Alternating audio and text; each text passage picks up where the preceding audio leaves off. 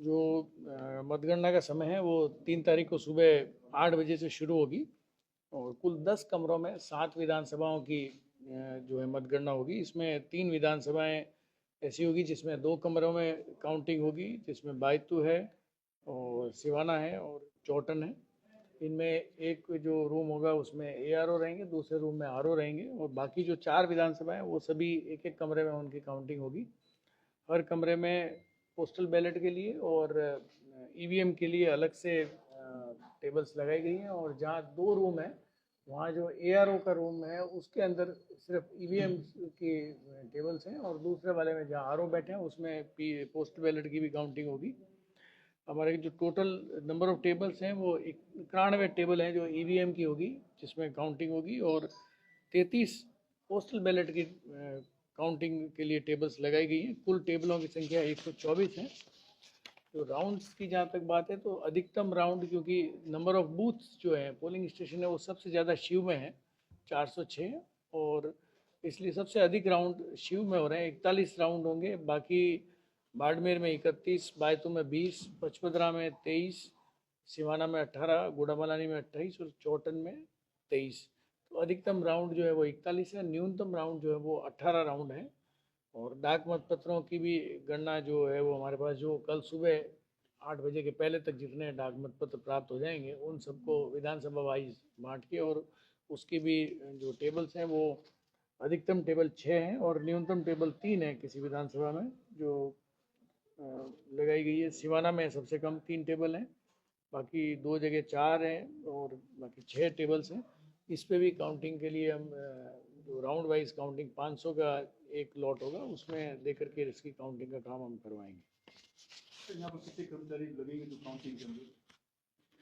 और काउंटिंग करने के लिए जो संख्या है वो 405 कर्मचारी हैं, जो चाहे वो माइक्रो ऑब्जर्वर हैं या सुपरवाइजर हैं या काउंटिंग असिस्टेंट है, इसके रूप में काम करेंगे। इसके अतिरिक्त EVM मशीनों को लाने के लिए RO का खुद का स्टाफ और जो दूसरे असिस्टेंट्स के लिए स्टाफ है वो अलग से होगा।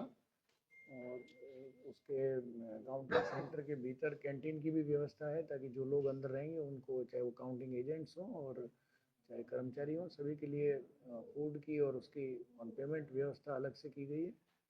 और जितने भी जो काउंटिंग एजेंट्स हैं उनको सबको पासेस ROs द्वारा जारी किए जा रहे हैं। अधिकांश पासेस जारी हो चुके हैं, कल शाम तक एप्लीकेशंस प्राप्त हुई थी उनके, और जो बच गए हैं उनको भी आज या कल में उनको भी, रिमेनिंग लोगों को भी हम सभी को जो है वो पासेस जारी कर देंगे।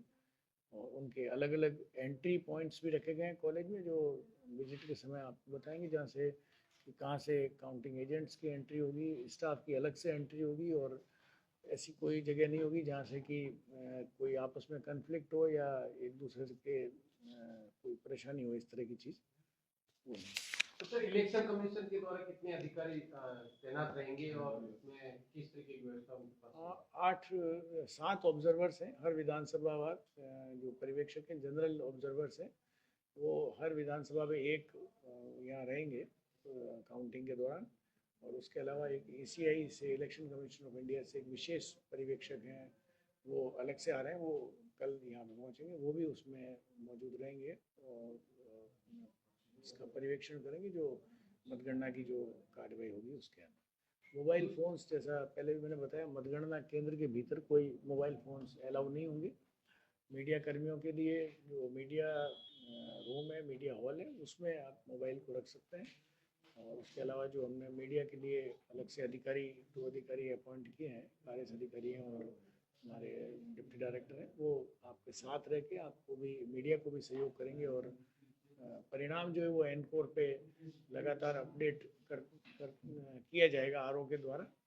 और RO लॉगिन से हमने अलग अलग जो टेलीविज़न है वो लगा दिए हैं मीडिया रूम में, ताकि सभी जगह से वो उसको रिजल्ट को एक साथ अपने अपने अलग अलग कॉन्स्टिट्यूंसी का एक साथ प्रदर्शित हो सके। क्योंकि सर जिला मुख्यालय पे ये काउंटिंग हो रही है 7 विधानसभा की, तो पब्लिक यहाँ पर ऑब्वियसली अपने अपने समर्थक यहाँ पर पहुंचेंगे, तो इसको लेकर सुरक्षा व्यवस्था किस तरीके की गई है और कॉलेज तक पहुंचने के लिए कौन से बैरिकेड्स की व्यवस्था?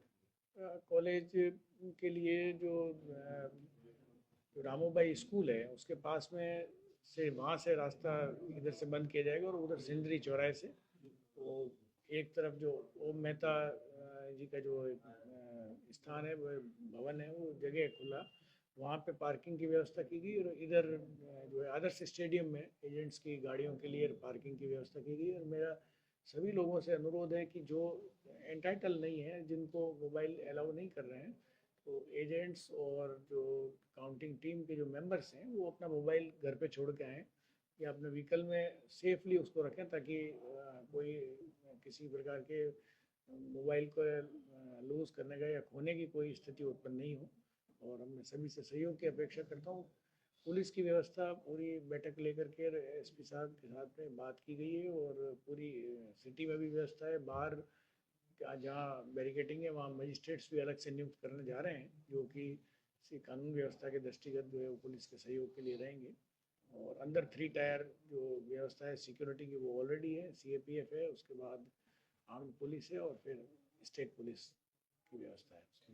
सर वीवीपैट की जो पर्ची होगी उसको काउंट किया जाएगा, कितनी वीवीपैट की प्रति विधानसभा वार किया जाएगा या एक ही किया जाएगा? ये मतगणना का अंतिम फेज होता है, जिसमें हर विधानसभा में जो 5 रैंडमली सिलेक्टेड पोलिंग स्टेशन होते हैं, उनके वीवीपैट की मतगणना, जो पर्चियों की बाहर निकाल के और पर्चियों की गणना की जाती है, और उसको कंट्रोल यूनिट की जो डेटा है उससे उसको मैच किया जाता है, उसको देखा जाता है। ये हर एक विधानसभा में 5 का होता है।